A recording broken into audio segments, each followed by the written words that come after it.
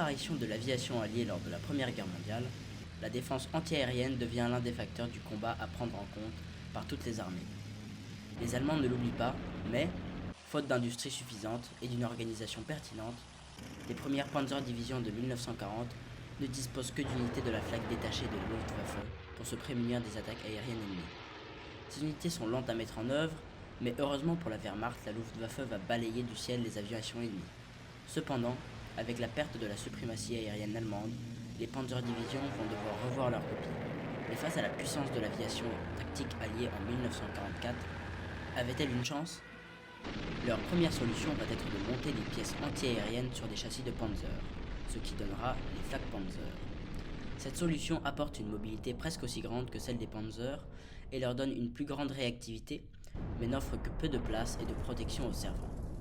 Ils vont donc passer des SDKFZ 10/4 au Flak Panzer 38T, cette fois plus confortable pour les équipages.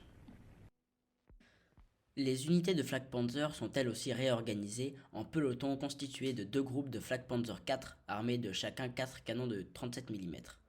Ils sont capables de suivre la progression des Panzers au plus près. Bien qu'ils ne puissent pas stopper une attaque aérienne massive, ils sont capables de tenir à bonne distance les avions ennemis. Les unités anti-aériennes Heeresflak Artillerie Abteilung sont plus lourdes à mettre en œuvre et donc sont plutôt placées de façon à protéger les convois de ravitaillement qui sont plus souvent attaqués par les P-47 américains ou les Taifons anglais. Au total, une division blindée allemande dispose en 1944, en théorie, de 8 Flak Panzer IV, 9 SDKFZ 7-1 Flak Virling 38 de 20 mm, 24 SDKFZ 251-17, 30 Flak 38 de 20 mm tractés, 8 Flak 18-36 de 88 mm, 9 SDKFZ 7 de Flak 37 de 37 mm et enfin 7 SDKFZ 10-4 Flak 38 de 20 mm. À cause du déclin de la Luftwaffe, la coordination entre la Flak et les Panzers doit être poussée au maximum. Cependant, tout cela n'est pas suffisant pour couvrir tous les besoins et les convois de ravitaillement sont privilégiés, laissant les chars se défendre avec les mitrailleuses coaxiales de plus en plus présentes sur les Panzers. Parlons maintenant de la défense passive.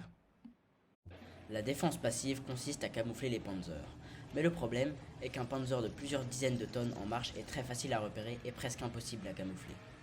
C'est pour cela que lorsqu'un Panzer est attaqué, sa seule chance de survie est d'aller se mettre à couvert dans une forêt, car les mitrailleuses antiaériennes ne suffisent qu'à écarter les avions. Par contre, lorsque les Panzers sont en embuscade, ils doivent être entièrement recouverts pour ne pas être découverts ni par les avions ni par les chars adverses.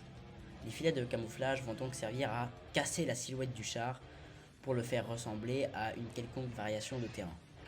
Les Panzers doivent également éviter de se positionner en plein milieu d'un champ et faire attention aux traces de leurs chenilles qui peuvent attirer l'attention d'un pilote. En déplacement, les Panzers doivent éviter de traverser un champ car les traces qu'il laissera seront difficiles à cacher. Les colonnes de blindés doivent également aussi garder une distance théorique de 50 à 100 mètres pour éviter la destruction de plusieurs engins avec une seule bombe en cas d'attaque aérienne.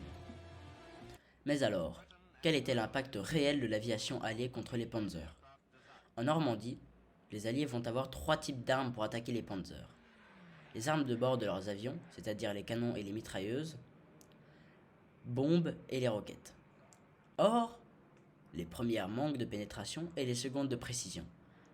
Restent les roquettes qui, tirées à distance, malgré qu'elles soient tout aussi peu précises, sont capables de détruire à peu près tous les Panzers du premier coup. Les balles risquent alors de faire s'enflammer le carburant du char ou qu'une balle ne pénètre à l'intérieur de l'habitacle et ne blesse l'équipage ou pire, ne fasse détonner les munitions. Pour les Typhons, ils patrouillent à 3000 mètres de hauteur en attendant de voir une cible avant de l'attaquer aux roquettes et aux canons de 20 mm. Il s'avère cependant que les roquettes n'ont qu'une position très relative. L'énorme moteur Pratt & Whitney R2859 de l'avion américain s'avère capable d'encaisser les obus de 20 mm sans rendre l'âme, ce qui le rend redoutable pour les équipages de Flak Panzer qui ont alors besoin d'utiliser des canons de 37 mm pour le neutraliser. Depuis la bataille de Normandie, les jabots ont gardé une aura d'efficacité indéniable pour leur performance face aux Panzers. Pourtant, une étude menée par l'armée britannique et l'Operational Research Section de la 2nd TAF afin d'évaluer les résultats des attaques aériennes de la RAF, estiment différemment ses performances. Par exemple, le 7 août 1944, une attaque aérienne est menée par la RAF. Elle revendique la destruction de 84 panzers détruits et 56 autres endommagés. Il s'avère que le rapport fait état de seulement 7 panzers effectivement détruits avec des roquettes et 2 autres par des bombes. Cependant, 7 chars supplémentaires ont été abandonnés intacts par leurs équipages et 4 autres sabordés. Un ratio peu convaincant quant à l'efficacité des jabots.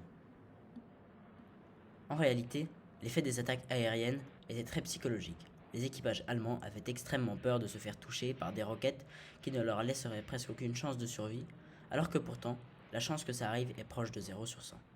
Les équipages avaient alors tendance à quitter leurs habitacles, alors qu'il est bien connu des équipages expérimentés que, sur le champ de bataille, il n'y a pas un lieu plus sécurisé que le blindage de leurs chars.